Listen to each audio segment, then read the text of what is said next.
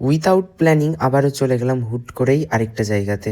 সেটা কোথায় আশা করি বুঝতে পেরেছেন আপনারা। দিনটা ছিল নিত্যানন্দ ত্রয়োদশী, অর্থাৎ নিত্যানন্দ মহাপ্রভুর জন্মদিন। সেই দিন সবাই যাচ্ছে নিতাই ধাম, কিন্তু আমি একাই যাচ্ছি না। এটা হয়তো নিতাই চাঁদের ভালো লাগেনি, তাই আমাকে জোর জবরদস্তি উইথাউট প্ল্যানিং এ নিয়ে যাচ্ছে তার ধামে। তো নিতাই ধাম যাওয়ার জন্য আমরা চলে এসেছি এখানে আজিমগঞ্জ থেকে ট্রেন ধরে রামপুরহাট যাওয়ার জন্য। তো একদমই ভোরবেলায় চলে এসেছিলাম এবং সকাল সকালই পৌঁছে গিয়েছিলাম রামপুরহাট জংশন, এবং এখান থেকে তখন চলে গিয়েছিলাম আমরা একচক্র বীরচন্দ্রপুর। এইবার নিয়ে আমি প্রায় পরস্পর 3টে বছর এলাম এই একচক্র বীরচন্দ্রপুরে নিত্যানন্দ ত্রয়োদশীর দিন। আর এই বছর আমি একটা নতুন জিনিস দেখলাম, যারা আমার রেগুলার ভিডিও দেখেন তারা হয়তো বুঝতে পারবেন আমি কিসের কথা বলছি, এবং যারা দেখেন না, নতুন দেখছেন, তারা অবশ্যই এই ব্লগে বুঝতে পারবেন আমি কিসের কথা বলছি এখানে। আনন্দ রাম কি একচক্র ধাম কি জয়। তো নিতাই চাঁদের অশেষ কৃপায় এবং করুণায় আমরা সকলে চলে এসেছি আজকে নিতাই ধাম।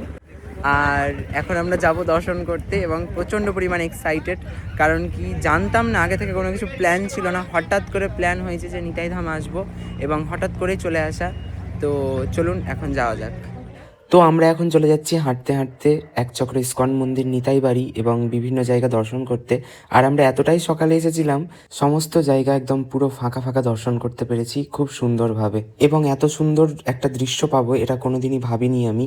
কারণ এর আগেও তো 2 বছর এসেছি এবং যা ভিড় দেখেছিলাম তা দেখে তো আমার মাথায় পুরো হাত ছিল, কিন্তু এবছর তার থেকেও দ্বিগুণ পরিমাণে ভিড় হয়েছে, যেটা আমি আপনাদেরকে বলতাম। আর এই যে আমরা চলে এসেছি এখন একচক্রা ইস্কন মন্দিরে, এবং এই জায়গাটা আপনাদেরকে একটু দর্শন করিয়ে দিলাম। আর ওইখানে গিয়ে শুনলাম যে আজকে দর্শন আরতি 8টায় হবে, অর্থাৎ লেট করে। আর আমরা ওইখানে প্রায় 7টার মধ্যে পৌঁছে গিয়েছিলাম, তাই আমরা আর মন্দিরে না গিয়ে যেখানে অভিষেক হবে সেই জায়গাটা একটু দর্শন করতে গিয়েছি। আর এই যে এখান দিয়েই কিন্তু গৌরনিতাই যাবে স্নান বেদিতে, তাই জন্য এই জায়গাটাকে খুব সুন্দরভাবে রাস্তাটাকে সাজিয়ে দেওয়া হয়েছে। অভিষেক মঞ্চের পাশেই হচ্ছিল যজ্ঞ, এবং এটা প্রত্যেক বছরই হয়, যেটা আমি দর্শন করিনি কোনোবারই, কিন্তু এবছর আমার সৌভাগ্য যেটা দর্শন করতে পেরেছি। আর এই যে সৌরভ প্রভু, এনাকে কিন্তু আমি চিনি, তাই ওনাকে আমি জুম করে দেখালাম।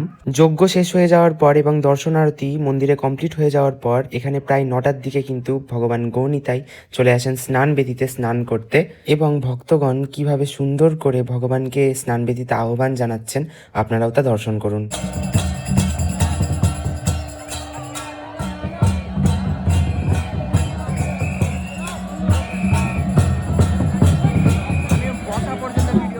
তারপরেই আপনারা দর্শন করুন, এখানে ছিলেন নারুগোপাল প্রভু সহ গৌরাঙ্গ প্রেমস্বামী মহারাজ এবং অনেকেই। ওনারা খুব সুন্দর করে ভগবান শ্রী শ্রী গৌরনিতায়ের কিন্তু অভিষেক করছিলেন, যা আপনারা দর্শন করুন এবং উপভোগ করুন।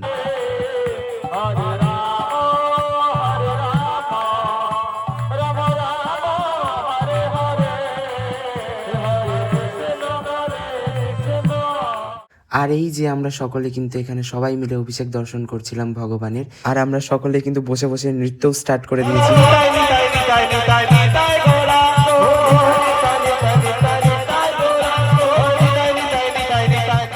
আর এই যে আপনারা একবার দর্শন করুন, কত কত ভক্ত এখানে ভগবানের অভিষেক দেখার জন্য বসে রয়েছে, দাঁড়িয়ে রয়েছে। কেউ তো জায়গা পায়নি বলে একদম গাছে উঠে ভগবানের অভিষেক দর্শন করছে। ভালোভাবে ভগবানের অভিষেক দর্শন করার পর আমরা চলে এসেছিলাম মন্দিরে, যেহেতু মন্দিরে আমরা সকাল থেকে আসিনি, তাই ভগবানকে দর্শন করতে চলে এলাম। এবং আজকে ভগবানকে যা সুন্দর করে সাজানো হয়েছিল সেটা তো কোনো কথাই হবে না, এত সুন্দর লাগছিল, চোখই ফেরানো যাচ্ছিল না ভগবানের দিক থেকে। আর এই যে শ্রী শ্রী রাধা বৃন্দাবন মোহন, এনাদেরকে তো মানে এত সুন্দর লাগছিল, আমি তো ওইখানেই দাঁড়িয়েছিলাম। দর্শন করে তো আমার জীবনটা যেন ধন্য হয়ে গেল। ভগবানকে দর্শন করার পর মন তো আনন্দে ভরে গিয়েছিল, কিন্তু তারপরে ঠিক বেরোনোর রাস্তাতে এতটা পরিমাণে ভিড় ছিল, যেটা আপনারা দেখুন, আমাদেরকে হাঁটতেই হচ্ছিল না, আমাদেরকে ঠেলে নিয়ে চলে যাচ্ছিল। কিন্তু এই ভিড়ের মাঝখানেও যে ভগবানের এত সুন্দর কাছ থেকে দর্শন পাবো আবার, এটা ভাবতে পারিনি। ভগবানের অভিষেক কমপ্লিট, এখন ভগবান ফিরছেন তার নিজ মন্দিরে, এবং এই যে সিঁড়ি দিয়ে এখন উঠছেন ভগবান। সত্যি যখন ভিড়ের মধ্যে ছিলাম তখন ভাবছিলাম কোথায় এনে ফেললে হে ভগবান, কিন্তু ভিড়ের পরে যে এরকম একটা সুন্দর মিষ্টি এত কাছ থেকে দর্শন দেবে, এটা সত্যি আমার কল্পনার বাইরে ছিল। আর কি মিষ্টি তারা দুজনে, একটু দেখুন আপনারাও।